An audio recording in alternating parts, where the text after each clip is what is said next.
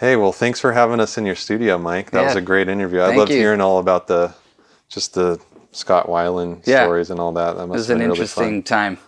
Cool. Well, if you wouldn't mind, can you give us a little rundown about your setup? This is kind of a cool studio because you can have people send you tracks and you have your own private space where you can, you have the mics ready to go and you can just track the drums and send it out.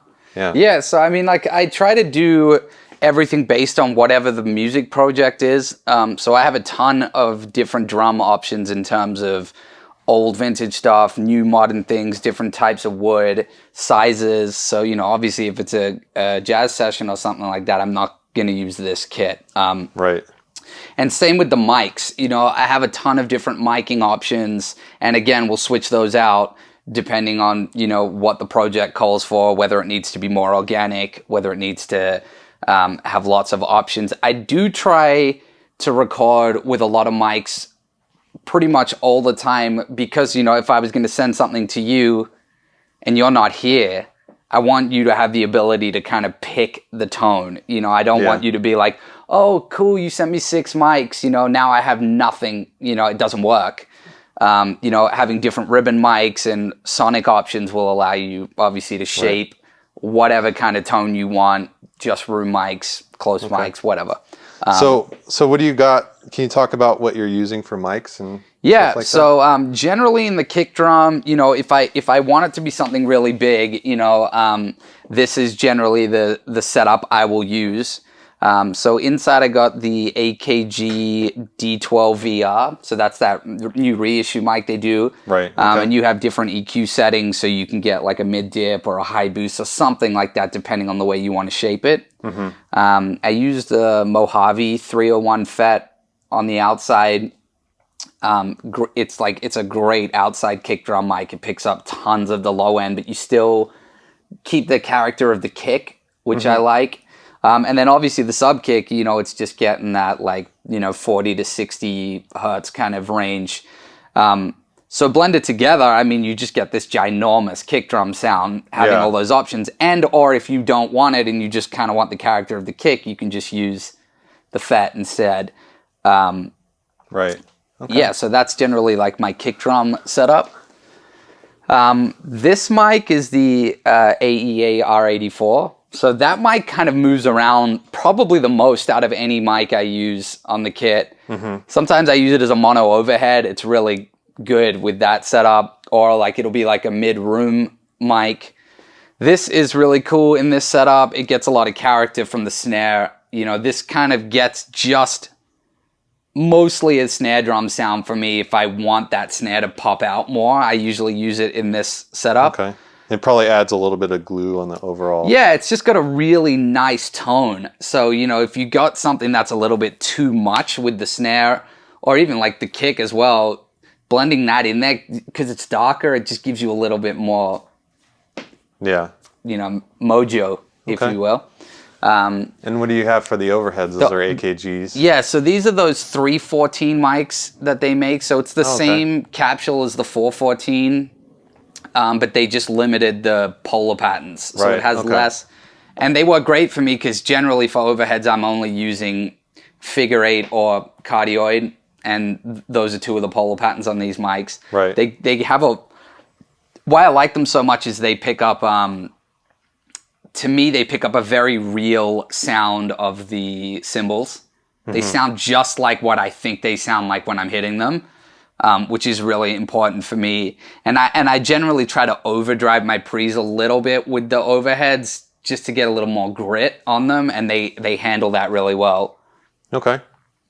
Nice. And so you got the 441 on the snare. I love that mic. Yeah, so that's an original. That's a vintage one. I have a ton of different snare mic options. Yeah. Again, same thing. I'll switch them out, depending on what the song is.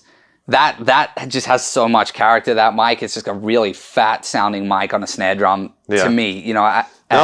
That's kind of my go-to on hi-hat, believe it or not. Yeah, it's a lot of people use it on hi-hat. So you're using the 421s on the toms? Yeah, so I stick with that mostly on the toms. Sometimes I switch out. Like if I'm doing more of a jazz thing, or something a little softer with brushes or something, I'll switch it out to condensers. I have some other condensers that I use for that. But generally, like, I stick to the 421 for most stuff. I feel like they capture everything really well. And then you're also using AKG on the hi-hat. Yeah. So it's funny, you know, like a lot of producers and engineers that I do stuff with never want hi-hat mics because they get it from the overhead or whatever, but I still always want to record it for the option. No, I feel the same way. I feel like it's like when I get down to like mixing, it's kind of like, what does it sound like if I take this off? Oh, it doesn't really affect it too much. Right. But you don't want to be the one where you're giving somebody a track and you don't have that. Yeah. You know? And some people love hi-hat heavy mixes. So. And it works great, especially if you're just doing something that you don't want any of the ambient sound, you know, and you just want that real tight, like making a loop or like something trashy, put decapitators on them or something. It works really good for having that option.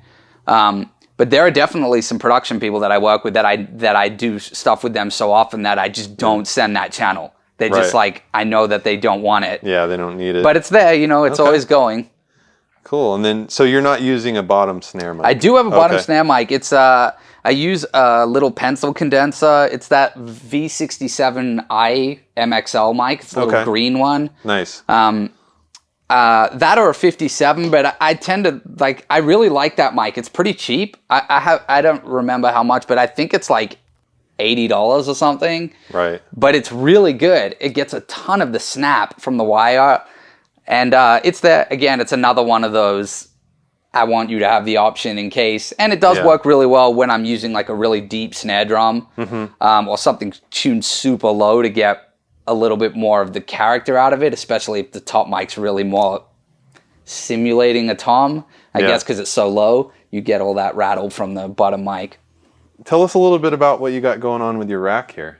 Okay, so the core of the whole thing, I'm using the HD Native Thunderbolt card. So that's getting all of my gear into my laptop. And then like a whole bunch of different sonic options.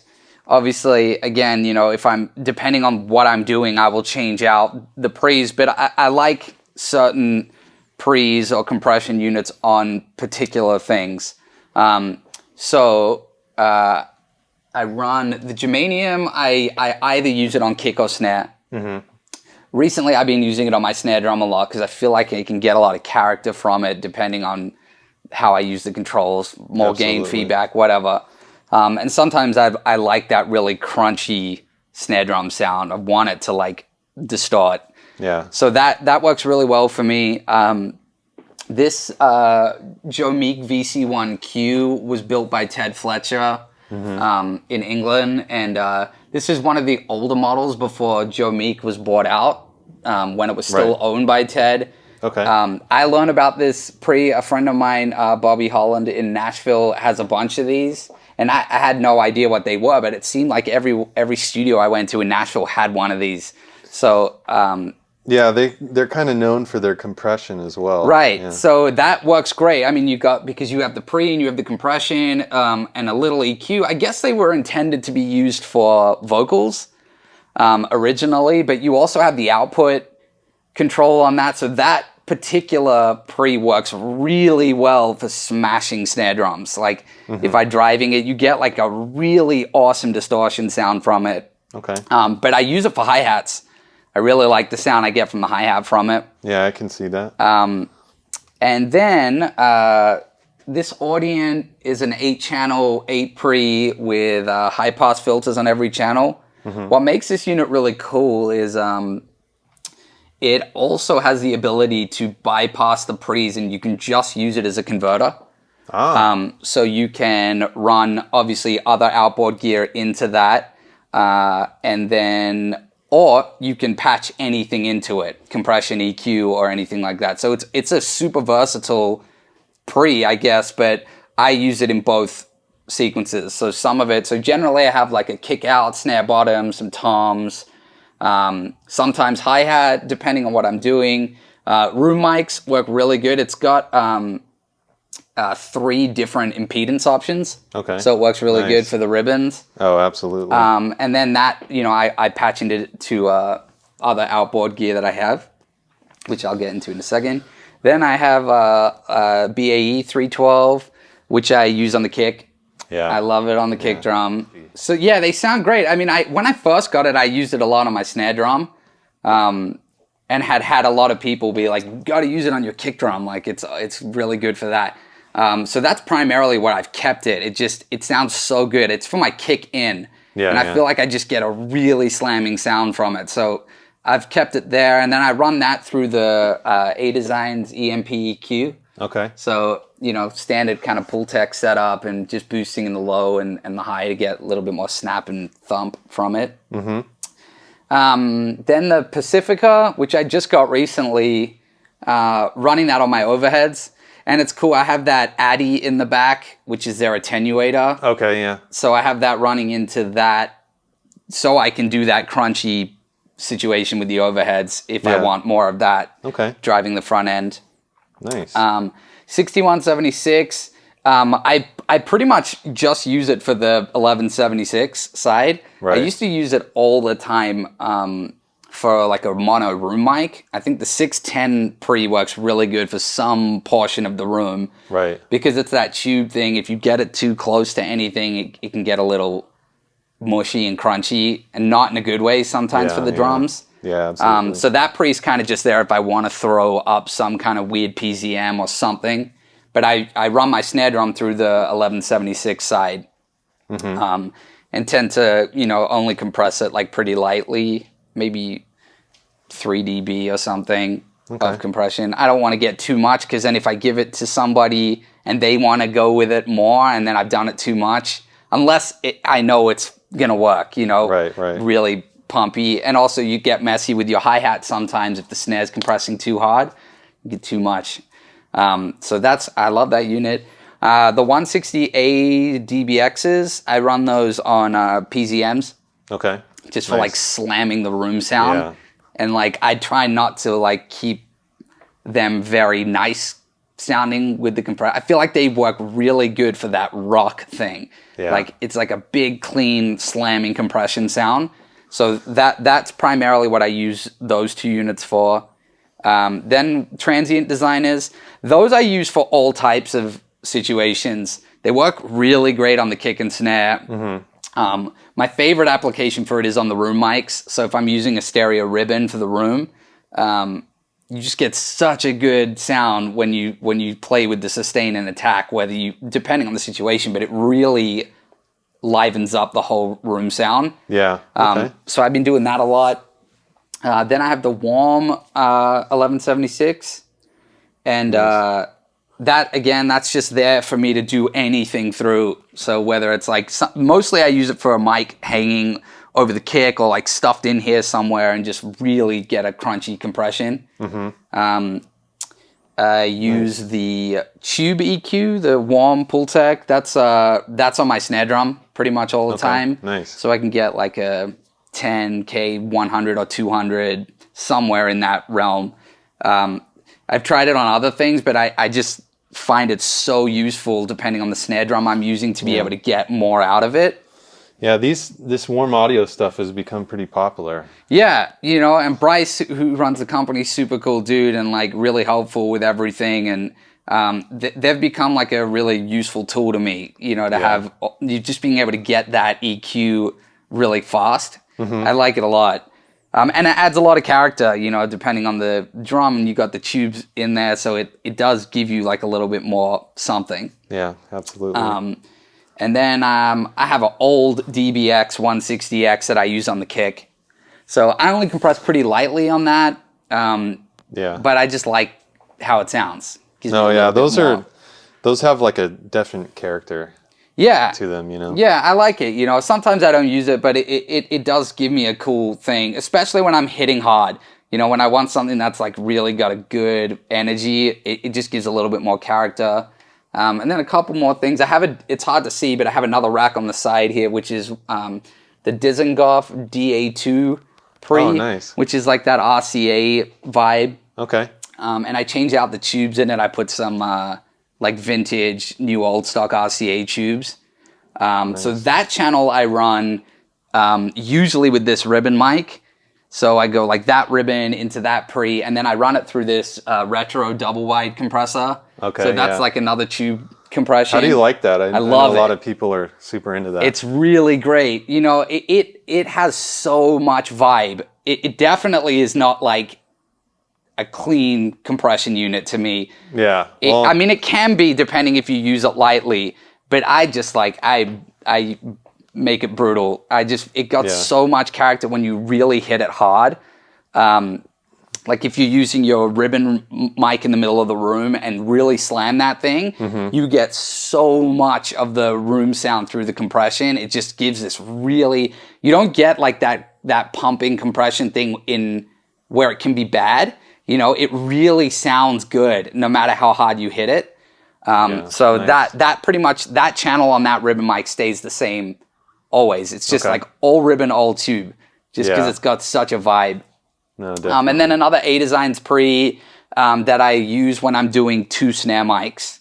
Okay. If I'm doing like a 57 and a 451, that sounds really great on a 451. Okay. Nice.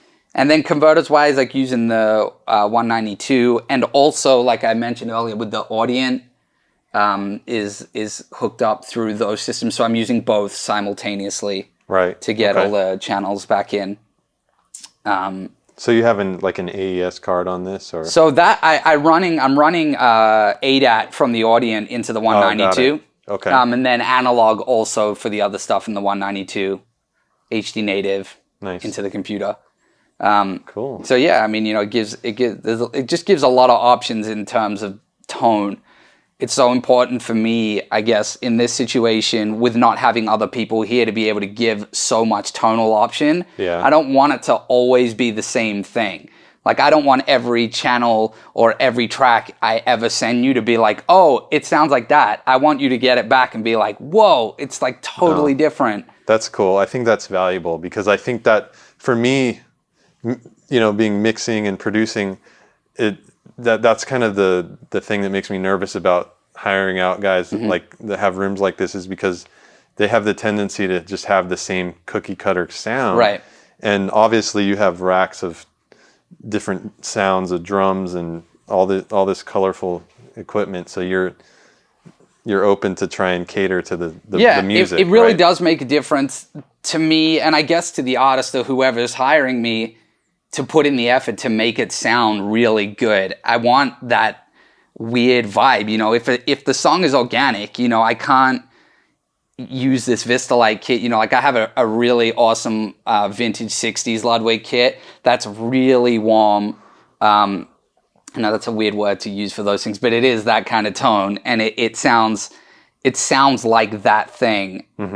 And it just works so great in certain applications. So it is worth my time to switch out cymbals and kits and toms and bass drums, and depending on what the sound is going to be, again, because I want it to suit the music, not just suit my time. You know, like I don't want to just come in here and be like, well, I can't be bothered to set it up. You know, I usually probably spend a good hour before I track a session figuring out what's going to work the best way, kick drums wise or toms, or even with dampening stuff, you know, just switch everything, see what's going to work. So if somebody wanted to contact you and kind of get in touch with you about working with you, what's the best way? I have a website. It's my name, so mikeavenaim.com. And I have a contact page on there with, if you want to hire me for sessions, there's a booking for session page, or just an email straight through there. I have all my social media things, Instagram, Twitter, Facebook. Any of those things work. You know, I'm proactive with all those things, so you can find me anywhere like that. Well, thanks for inviting us into your room and showing us all your great gear. Thanks for watching Inside the Studio with Greg Wurth, and I'll check you out next time.